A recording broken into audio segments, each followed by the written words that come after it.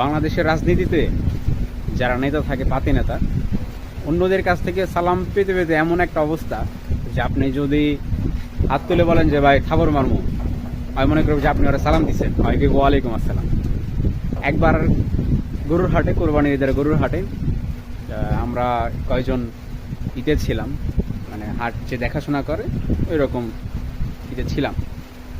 তো অনেক নেতা থাকে যে হাটে কাজ করে, দেখাশোনা করে।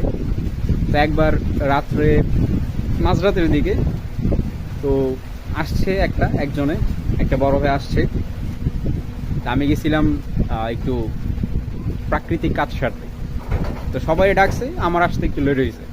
পরে বলতেছিল যে কই ছিলাম, আমি বলছিলাম যে ভাই ওয়াশরুমে ছিলাম, এভাবে হাত উঠাইছি, আর ওয়াশরুমে মানে কাজে গেছিলাম, এটা মানে ধীরে বলছি।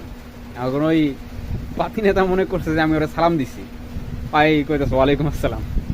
আমি মনে মনে কইলাম যে কিরে ভাই, আমি হাত দিয়ে দেখাইলাম এইটা, আর ওই মনে করলো জ্বরে আমি সালাম দিছি। মানে এই এক অবস্থা বাংলাদেশের রাজনীতিতে। তো যাই হোক, ওয়েদার দারুণ একটা ওয়েদার। বৃষ্টি হইতেছে, বৃষ্টিতে আটকে আছি।